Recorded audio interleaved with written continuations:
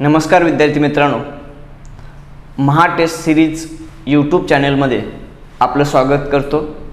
त्याचबरोबर MTS online ॲप्लिकेशनमध्येही आपलं स्वागत करतो। मित्रांनो, आज आपण राज्यशास्त्र म्हणजेच राज्यघटना आणि पंचायत राज, त्यालाच दुसऱ्या भाषेत आपण नागरिकशास्त्र पण म्हणू, या विषयाला सुरुवात करणार आहोत। आता अजूनही आपल्या लेक्चर सिरीज कोणी पाहत नसेल, तुमचे मित्रांना ते फॉरवर्ड करा, पाठवा। त्याचबरोबर आपलं ॲप्लिकेशन डाउनलोड केलेलं नसेल तर डाउनलोड करून घ्या। आपली लेक्चर सिरीज सुरू आहे आणि लेक्चरबद्दल किंवा इतर कोणत्याही विषयाची शंका असेल तर आपल्या या नंबरवरती 7249032323 या नंबरवरती तुम्ही व्हॉट्सॲप मेसेज करू शकता। लगेच तुम्हाला त्याचं सोल्युशन परत मिळेल, त्याचं उत्तर मिळेल। तर मित्रांनो, आज आपण राज्यशास्त्र, नागरिकशास्त्र म्हणजेच राज्यघटना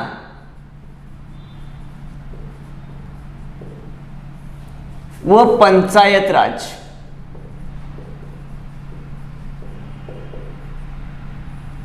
या विषयाची लेक्चर सिरीज सुरू करणार आहोत। आता राज्यघटना हा प्रथम भाग आपण बघू। सर्वसाधारण सर्व प्रकारच्या सरळ सेवा भरतींसाठी हा महत्त्वाचा पार्ट आहे। याच्यावरती प्रश्न हमखास विचारले जातात। आता कोणकोणत्या स्पर्धा परीक्षांमध्ये कसे प्रश्न विचारले जातात त्या ठिकाणी मी सांगितलेलं आहे। तर बघूया आपण राज्यघटना या विषयाला सुरुवात करू। त्यातला पहिला टॉपिक आपण घेतोय घटना निर्मिती।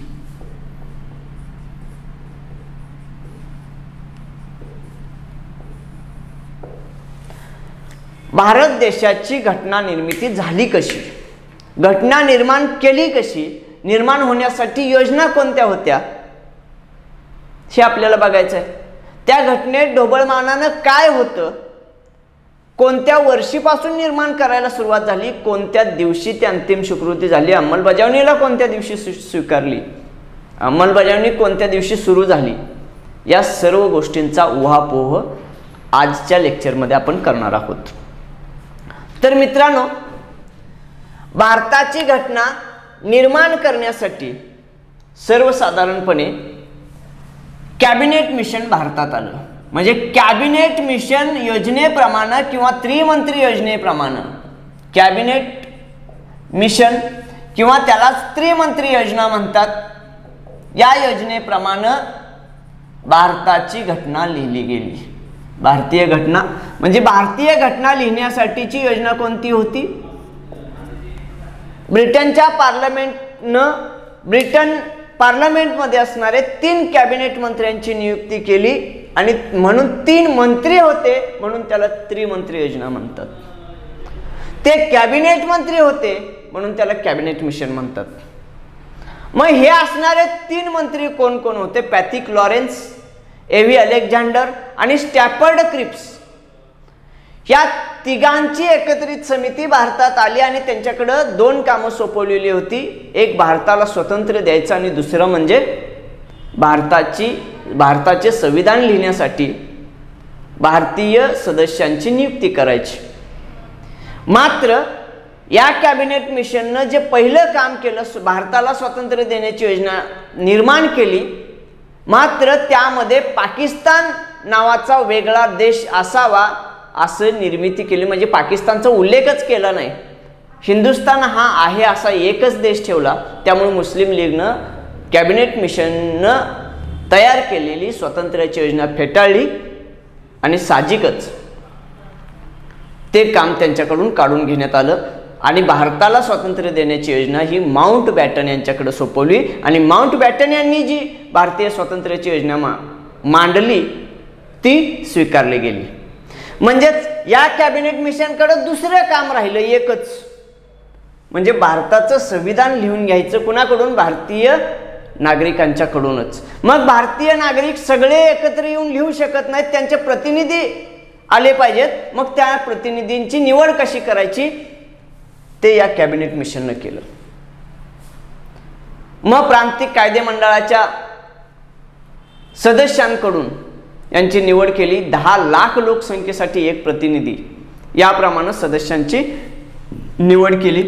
मग ह्या कॅबिनेट मिशन योजनेप्रमाणे घटना समिती म्हणजे संविधान सभा स्थापन केली आणि संविधान सभेचे सदस्य संख्या सुरुवातीला 389 होती भारताला स्वातंत्र्य मिळण्यापूर्वी. आणि भारताला स्वातंत्र्य मिळाल्यानंतर काय झालं, भारताची फाळणी झाली आणि जे पाकिस्तानच्या वाट्याला जो प्रदेश गेला त्यामधले 90 सदस्य संख्या कमी झाली. म्हणजे ही संविधान सदस्य संख्या स्वातंत्र्यापूर्वी होती. संविधानाची सदस्य संख्या संविधान सभा सदस्य संख्या होती ही स्वातंत्र्यापूर्वी. आणि स्वातंत्र्यानंतर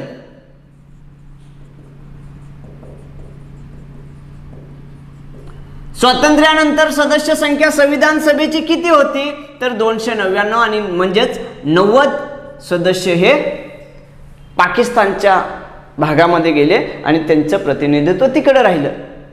म्हणजे स्वातंत्र्यानंतर सदस्य संख्या कमी झाली. याच्यावर प्रश्न येतो सातत्यानं.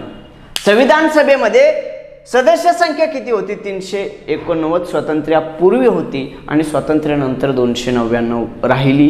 कारण भारत आणि पाकिस्तान हे 2 देश निर्माण झाले आणि पाकिस्तानच्या प्रदेशाचे प्रतिनिधित्व जे करत होते तेवढी सदस्य संख्या कमी झाली म्हणून सदस्य संख्या कमी दिसते. आता या संविधान सभेची पहिली बैठक कोणत्या दिवशी झाली? संविधान सभेची पहिली बैठक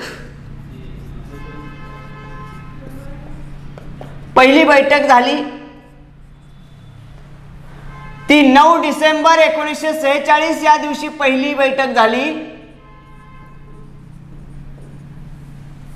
आणि त्या बैठकीचे अध्यक्ष डॉक्टर सच्चिदानंद सिन्हा म्हणजे हंगामी अध्यक्ष होते ते डॉक्टर सच्चिदानंद सिन्हा. त्यानंतर 11 डिसेंबर 1946 रोजी संविधान सभेचे म्हणजे घटना समितीचे, संविधान सभेलाच घटना समिती पण म्हणतात बरं का, म्हणजे चितच लिहून टाकतो घटना समिती.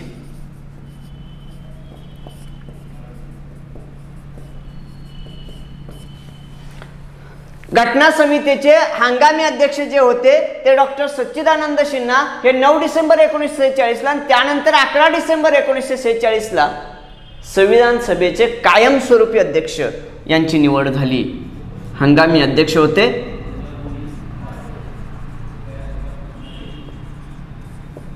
डॉक्टर सच्चिदानंद सिन्हा.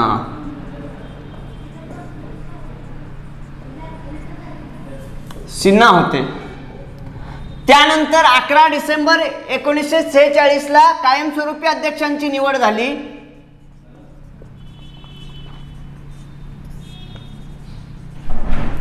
ते भारताचे पहिले राष्ट्रपती पण झाले ते म्हणजे डॉक्टर राजेंद्र प्रसाद. हे कायमस्वरूपी अध्यक्ष म्हणून यांची निवड झाली. मग मला सांगा संविधान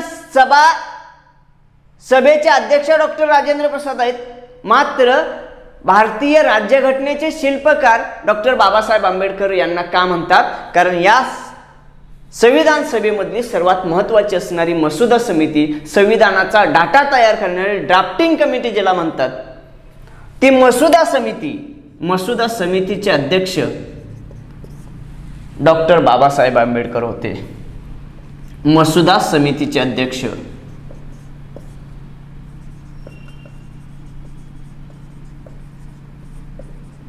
डॉक्टर बाबासाहेब आंबेडकर.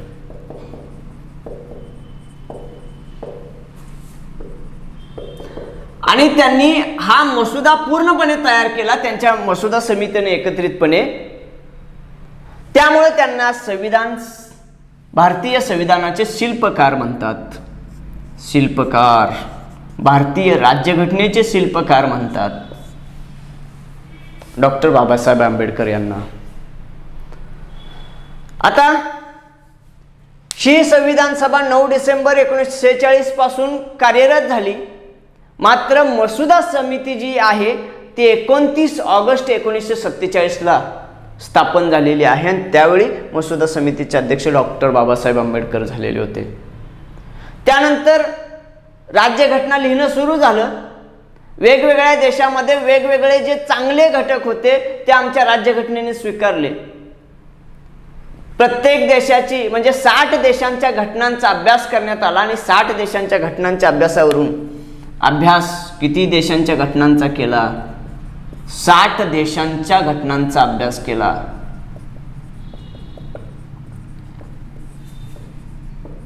आणि त्या घटनांमध्ये त्यांच्या राज्यघटनेमध्ये जे चांगलं असेल ते आम्ही स्वीकारलं. आणि ही संपूर्ण घटना लिहिण्यासाठी आम्हाला खर्च आला असेल तर तो म्हणजे 64 लाख रुपये खर्च आला. आता उदाहरण सांगायचं असेल तर 1935 साली ब्रिटिश सरकारनं भारतासाठी भारत सरकारचा कायदा 1935 पारित केला आणि त्या 1935च्या कायद्यामधील 250 तरतुदी आपल्या भारतीय राज्यघटनेमध्ये घेतलेल्या आहेत. म्हणजे ज्या चांगल्या तरतुदी होत्या त्या आम्ही स्वीकारल्या. त्यानंतर संयुक्त बैठक, लोकसभेची आणि राज्यसभेची संयुक्त बैठक आम्ही ऑस्ट्रेलियाकडून स्वीकारली. घटना दुरुस्ती दक्षिण आफ्रिकेकडून स्वीकारली. आणीबाणीची प्रथा जर्मनीकडून स्वीकारली.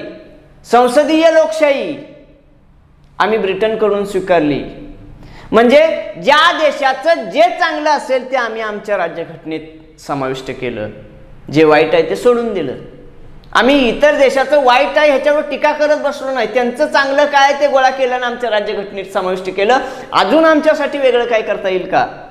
त्यासाठी घटना दुरुस्ती कलम 368 नुसार घटना दुरुस्ती करण्यासाठी ठेवलेलं आहे. म्हणजे संसद ती घटना दुरुस्ती करू शकते, आवश्यकतेनुसार बदल करू शकते. फक्त घटनेच्या मूलभूत संरचनेला बाधा आणायची नाही, मूलभूत हक्कावर गदा आणायची नाही, हे मात्र काळजी संसदेनं घेणं गरजेचं आहे. जर संसदेनं मूलभूत हक्कांवर गदा आणणारा कायदा केलाच तर न्यायिक पुनर्विलोकन या तत्वाखाली सर्वोच्च न्यायालय ती घटना दुरुस्ती रद्द करू शकतं.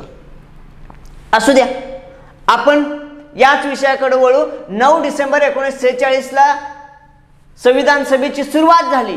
त्यानंतर 29 ऑगस्ट 1947ला मसुदा समिती निर्माण झाली. त्यानंतर मसुदा लिहिणं सुरू झालं, लिखाण सुरू झालं आणि फेब्रुवारी 1948 पर्यंत आमचा कच्चा मसुदा पहिला तयार झाला.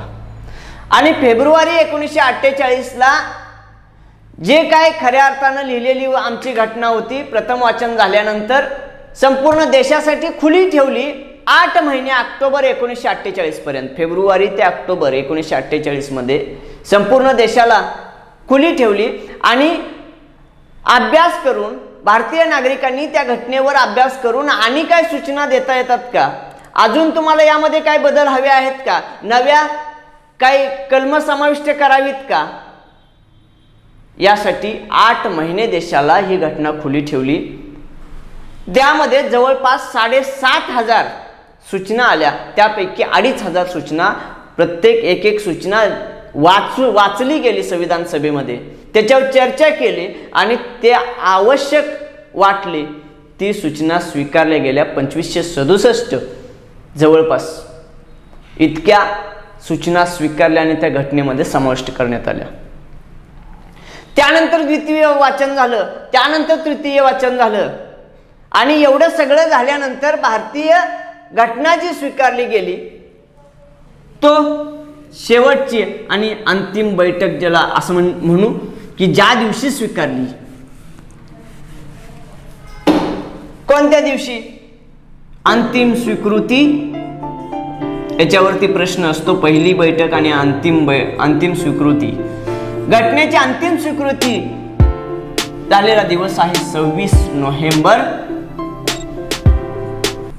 1949. या दिवशी संपूर्ण आपल्या देशाचं संविधान लिहून पूर्ण झालं आणि आपल्या देशातल्या नागरिकांनी ते स्वीकारलं. आपल्या सरनाम्यामध्ये तसं नमूद केलंय की भारतीय घटना, भारतीय संविधान हे भारतीय जनतेनं लिहिलेलं आहे, जनता स्वीकार करीत आहे.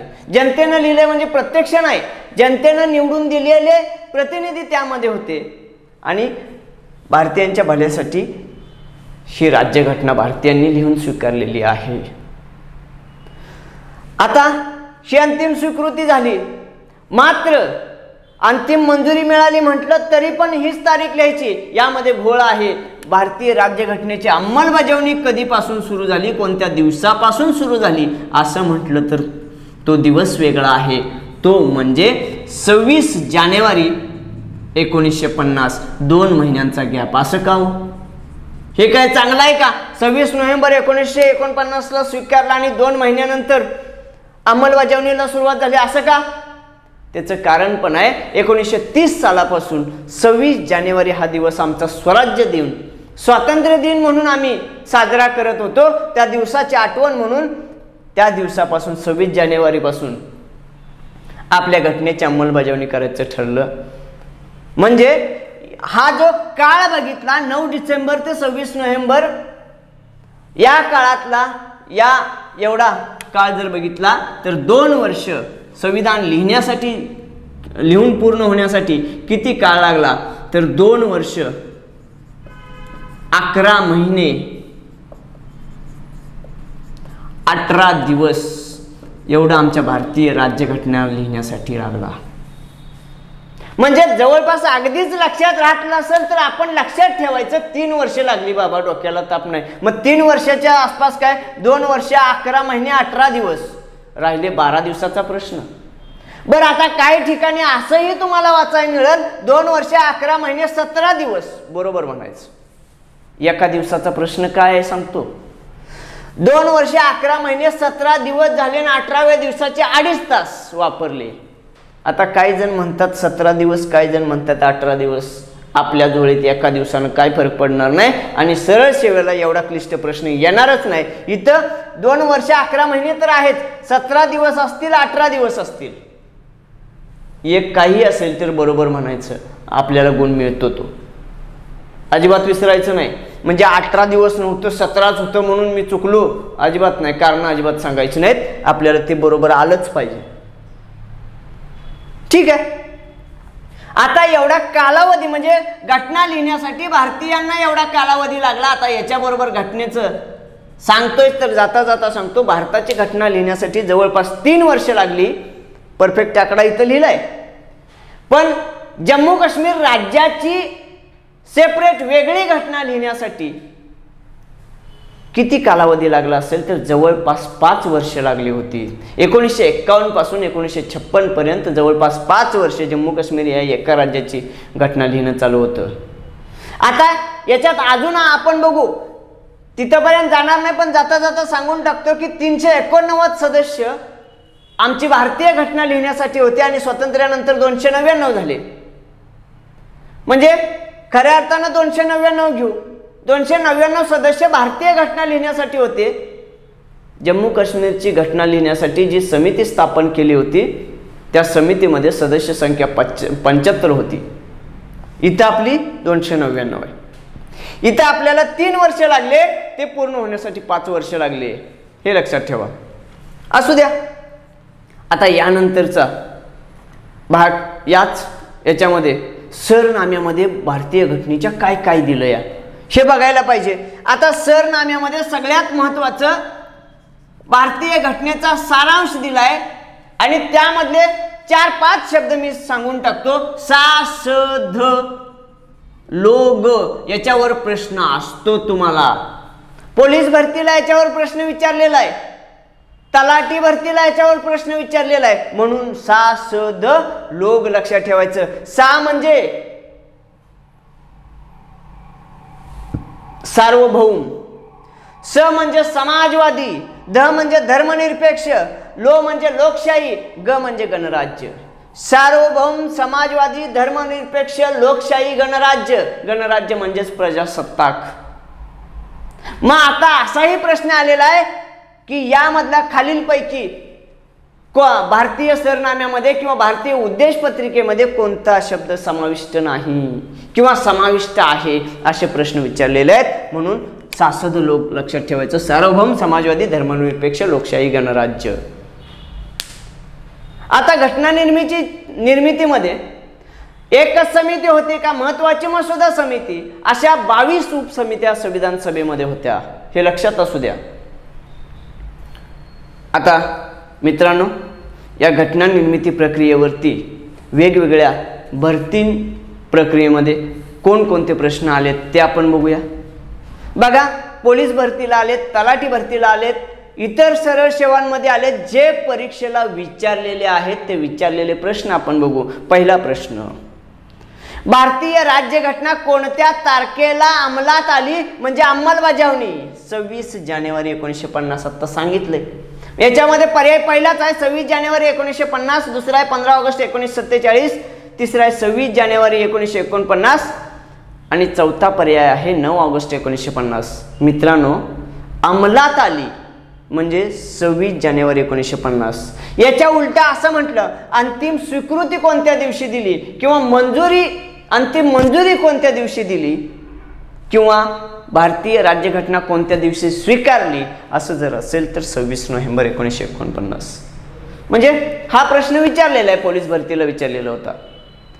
त्यानंतरचा प्रश्न आहे, भारत खालीलपैकी कोणत्या प्रकारचे राष्ट्र आहे. बघा, भारत खालीलपैकी कोणत्या प्रकारचे राष्ट्र आहे. पहिला पर्याय साम्यवादी, दुसरा आहे भांडवलशाही, तिसरा आहे धर्मनिरपेक्ष आणि चौथा आहे राजेशाही. कोणत्या प्रकारचे राष्ट्र आहे ह्यासाठीच मी हे सांगितले सा स ध लो ग. ध म्हणजे धर्मनिरपेक्ष, या प्रकारचे राष्ट्र आहे भारत, हे सांगताय ना वैशिष्ट्य. याच्यावरती प्रश्न भरपूर वेळा विचारलेले आहेत, त्यामुळे हे लक्षात ठेवा. अगदी तुम्ही PSI STI ला जरी विचारला तरी यांचा क्रम विचारला जातो. समाजवादी, सार्वभौम, धर्मनिरपेक्ष, गणराज्य, लोकशाही असे 4-5 प्रश्न शब्द टाकतात, उलटे सुलटे लावतात आणि त्यांचा क्रम लावा. असाच क्रम भारतीय सरनाम्यामध्ये आहे. पहिल्यांदा सार्वभौम आहे, त्यानंतर समाजवादी आहे, त्यानंतर धर्मनिरपेक्ष आहे, त्यानंतर लोकशाही आहे, त्यानंतर गणराज्य म्हणजेच प्रजासत्ताक आहे.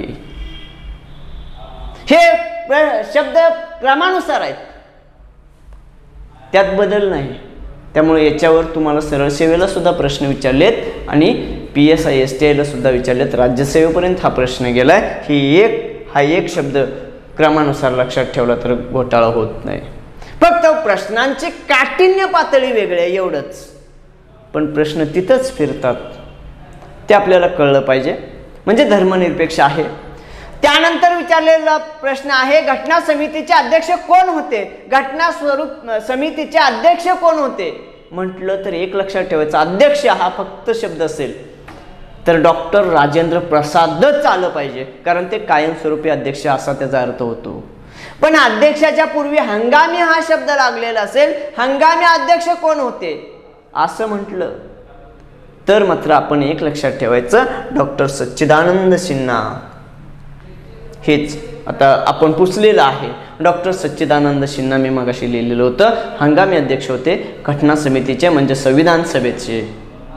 आणि डॉक्टर राजेंद्र प्रसाद हे कायमस्वरूपी अध्यक्ष होते, हे लक्षात असू द्या.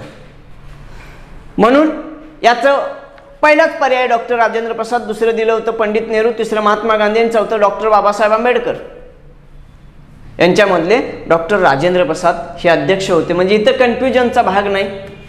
जर डॉक्टर सच्चिदानंद सिन्हा इथं असतं तर मात्र कन्फ्युजन झालं असतं. अध्यक्ष म्हटलं तर डॉक्टर राजेंद्र प्रसादच म्हणायचं, कायमस्वरूपी अध्यक्ष म्हटलं तरी पण डॉक्टर राजेंद्र प्रसादच म्हणायचं. मात्र अध्यक्षाच्या पूर्वी हंगामी हा शब्द आला. हंगामी अध्यक्ष किंवा तात्पुरते अध्यक्ष असं म्हटलं तर डॉक्टर सच्चिदानंद सिन्हा हेच उत्तर आलं पाहिजे, घोटाळा करायचं नाही. त्यानंतर विचारलेला प्रश्न आहे बघा, भारतीय राज्यघटना समितीचे हंगामी अध्यक्ष कोण होते. आत्ताच मी विश्लेषण केले, डॉक्टर सच्चिदानंद सिन्हा. त्यानंतर विचारलेला प्रश्न आहे, भारतीय संविधानाच्या वैशिष्ट्यामध्ये खालीलपैकी कोणते वैशिष्ट्य नाही. भारतीय संविधानाचं वैशिष्ट्य कोणतं नाही म्हटलंय, म्हणजे आपल्याला एवढं माहित पाहिजे की कोणती वैशिष्ट्य आहेत हे माहित असलं तर नाही कळणार, नाहीतर कळणार कसं. पहिला पर्याय दिलाय संघराज्य. भारत हे संघराज्य आहेच हो, संघ राज्य आहे, भारत हे संघ राज्य आहे, मात्र घटनेमध्ये राज्यांचा संघ असा उल्लेख केलाय. एवढ्या डीपमध्ये तुमच्या सरळ सेवा परीक्षांमध्ये अजिबात जात नाही. भारत हे संघ राज्य आहे, लक्षात ठेवा. कारण आमच्या प्रशासकीय सोयीसाठी आम्ही राज्य निर्माण केलीत. राज्यांमध्ये करार होऊन आमचा देश निर्माण झालेला नाही, लक्षात ठेवा. आमचा भारत हा एकच देश आहे, त्यामध्ये प्रशासकीय सोयीसाठी राज्य आणि केंद्रशासित प्रदेश आम्ही निर्माण केलेत. आमच्या देशातल्या कोणत्याही राज्याला, कोणत्याही भूभागाला वेगळा देश म्हणून घोषित करण्याचा किंवा वेगळा देश होण्याचा अधिकार नाही. भारत हा एकसंघ भूमीचा देश आहे. म्हणजे भारताचं भौगोलिक क्षेत्र 32,87,263 चौरस किलोमीटरचा आहे.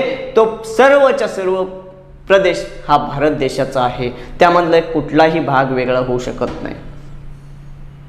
संघराज्य. दुसरा आहे संसदीय शासन पद्धती. बरोबर आहे, संसदीय शासन पद्धती आहेच. आता संसदीय शासन पद्धती आणि अध्यक्षीय शासन पद्धती हे दोन भाग असतात. संसदीय शासन पद्धतीमध्ये असं असतं की पंतप्रधान हा त्या सदस्यांच्या मधून बहुमतवाल्या पक्षाचा नेता निवडला जातो. मात्र अध्यक्षीय शासन पद्धतीमध्ये अध्यक्ष हा संपूर्ण जनतेमधूनच निवडून गेलेला असतो. मग आम्ही अध्यक्षीय लोकशाही का स्वीकारली नाही, संसदीय लोकशाही का स्वीकारली, हा एक प्रश्न निर्माण होतो. एक ब्रिटनची संसदीय लोकशाही आहे, हे आम्ही जवळून बघितली होती. तो एक मुद्दा चांगला होता. अध्यक्षीय लोकशाही, काही संविधान सभेच्या काही सदस्यांचं मत होतं की अध्यक्षीय लोकशाही स्वीकारावी आणि बहुतांशी सदस्यांचं मत होतं की संसदीय लोकशाही स्वीकारावी. त्याच्यामध्ये वादविवाद पण संविधान सभेच्या सदस्यांमध्ये झालेला होता. मात्र अंतिमतः संसदीय लोकशाही स्वीकारली. त्याचं कारण असं की अध्यक्षीय लोकशाही ही जबाबदार नाही, जनतेला उत्तरदायी नाही. म्हणजे एकदा का अमेरिकेचे राष्ट्राध्यक्ष निवडून गेले की ते जवळपास 4 वर्ष त्यांची पूर्ण होईपर्यंत 99% पायउतार होत नाहीत. मात्र आमच्या देशाचं तसं नाही. एकदा पंतप्रधान जरी झाले तरी त्यांच्यावर अविश्वास ठराव आम्ही आणू शकतो आणि सरकार पाडू शकतो. म्हणजे 5 वर्ष सरकार टिकेलच याची गॅरंटी नाही. म्हणजे संसदीय लोकशाही एखाद्या गोष्टीला पंतप्रधान आणि त्यांचे मंत्रिमंडळ जबाबदार धरलं जातं, जनतेला ते उत्तरदायी असतात. आणि मग ते टिकाऊ सरकार निर्माण होण्यापेक्षा आम्हाला जबाबदार, जनतेची जबाबदारी स्वीकारणारी सरकार, लोकशाही आवश्यक आहे. म्हणून आम्ही संसदीय लोकशाही स्वीकारलेली आहे, हे लक्षात ठेवा. त्यानंतर तर तिसरा पर्याय स्वतंत्र न्याय व्यवस्था. स्वतंत्र न्याय व्यवस्था. न्याय व्यवस्था ही कोणत्याही राजकीय किंवा प्रशासकीय बाबीशी निगडीत नाही. ही व्यवस्थाच वेगळी केलेली आहे. त्याच्यावर कुणाचाही अंकुश राहणार नाही, कुणाचाही दबाव येणार नाही. म्हणून न्याय व्यवस्था पूर्णपणे सुरक्षितपणे वेगळी केलेली आहे. निपक्षपातीपणे न्याय व्यवस्थेने निर्णय द्यायला पाहिजेत, म्हणून ती न्याय व्यवस्था वेगळी केलेली आहे. म्हणून बघा, अगदी न्याय व्यवस्था, न्यायालय हे सरकारवर पण सडकून टीका करतात, सरकारला पण दोषी ठरवतात. कोणत्याही मंत्र्याला दोषी ठरवू शकतात जर ते दोषी असतील तर. त्यांना कुणाचं बंधन नाही. जर ते शासनाच्या नियंत्रणाखाली असते, सरकारच्या नियंत्रणाखाली न्याय व्यवस्था असती तर त्यांनी सरकार विरुद्ध बोलले असते का हो? नाही. म्हणजे काही वेळा सरकारला एखाद्या गोष्टी करण्यास भाग पाडतं न्यायालय, न्यायालय निर्णय देतात. त्याची कारणं ते आहेत. म्हणून न्याय व्यवस्था आम्ही निपक्षपातीपणे राहण्यासाठी न्याय व्यवस्था ही वेगळी केलेली आहे. न्याय यंत्रणा ही वेगळी केलेली आहे, कारण निपक्षपातीपणे निर्णय देण्यासाठी. आणि चौथा पर्याय जो आहे दुहेरी नागरिकत्व, हे मात्र आमच्या भारतीय संविधानाचं वैशिष्ट्य नाही. म्हणजे पहिले 3 संघराज्य, संसदीय शासन पद्धती आणि स्वतंत्र न्याय व्यवस्था, हे तिन्ही वैशिष्ट्य आमच्या राज्यघटनेचे आहेत, संविधानाचे आहेत. मात्र चौथं जे आहे दुहेरी नागरिकत्व नाही. दुहेरी नागरिकत्वाचा विषयच नाही. आम्ही सर्व भारतीय जे आहेत ते कोणत्याही राज्यातले असतील तरी सुद्धा ते भारताचेच नागरिक आहेत. त्या राज्याचं वेगळं नागरिकत्व नाही. त्या राज्याचे रहिवासी म्हणू शकतो पण नागरिक म्हणू शकत नाही. अगदीच पुरावा तुम्हाला सांगायचा असेल, तुमचं मतदान ओळखपत्र घ्या आणि ओळखपत्रावर बघा भारत सरकारच आहे, महाराष्ट्र शासन नाही, महाराष्ट्र सरकार लिहिलेलं नाही. का? आपण भारताचे नागरिक आहोत म्हणून ते तसं लिहिलेलं आहे. म्हणजे आपलं नागरिकत्व, आपल्या देशाचं नागरिकत्व एकेरी आहे, एकेरीच नागरिकत्व आहे, दुहेरी नागरिकत्व नाही. दुहेरी असतं तर देशाचं एक नागरिकत्व आणि मग त्या राज्याचं एक नागरिकत्व असे दोन झाले असती. आता दुहेरी नागरिकत्वाचा काहीही संबंध आपल्या राज्यघटनेमध्ये नाही. म्हणून पर्याय क्रमांक 4 चुकीचा आहे. म्हणजे या प्रश्नाचं उत्तर ते आहे. त्यानंतर विचारलेला तलाठी भरतीसाठी विचारलेला प्रश्न आहे बघा. घटनाकारांच्या मते भारतीय घटनेची गुरुकिल्ली म्हणजे टिंब होय. आता जवळपास मगाशी बडबडलोय त्यातच तुम्हाला आला भारतीय घटनेची गुरुकिल्ली. भारतीय घटनेचा सारांश, भारतीय घटनेमध्ये काय असेल याचा आरसाच आमच्या उद्देश पत्रिकेमध्ये दिलेला आहे. उद्देश पत्रिकेला सरनामा म्हणतात, नांदी म्हणतात आणि राज्यघटनेची उद्दिष्टे पण म्हणतात. ही असणारी सरनामा, हा घटनेचा सरनामाच भारतीय घटनेची गुरुकिल्ली आहे. बघा पर्यायामध्ये दिले घटनेचा मसुदा, दुसरं दिलंय मूलभूत हक्क, तिसरं दिलंय घटनेचा सरनामा आणि चौथं दिलंय मार्गदर्शक तत्वे. तर यामधलं घटनाकारांच्या मते भारतीय घटनेची गुरुकिल्ली ही भारतीय घटनेचा सरनामा आहे. त्यानंतरचा प्रश्न बघा, भारतीय राज्यघटनेचे शिल्पकार कोणास म्हणतात?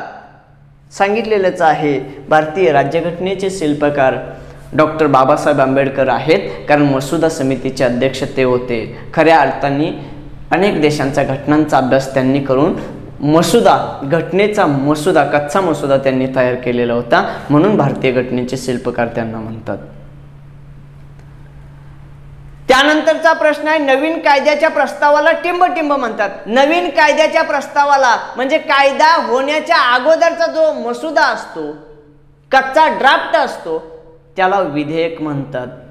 म्हणजे विधेयकाला संसदेमध्ये मंजुरी मिळाल्यानंतर तो कायदा होत असतो.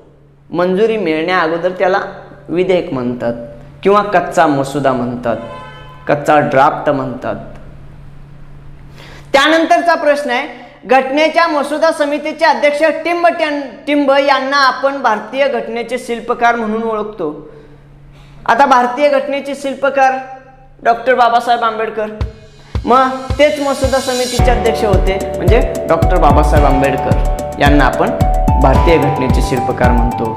तर मित्रांनो, आज राज्यघटना या विषयातील पहिला टॉपिक आपण बघितलेला आहे. या टॉपिकवरती सरळ सेवा भरतीसाठी विविध प्रकारच्या पोलीस भरती असेल, पोस्टमन मेलगार्ड असेल, तलाठी भरती असेल, वेगवेगळ्या ज्या सरळ सेवामध्ये सामान्य ज्ञान हा घटक असतो, त्या घटकांवरती आजचा हा सगळा ड्राफ्ट उपयोगी पडणार आहे.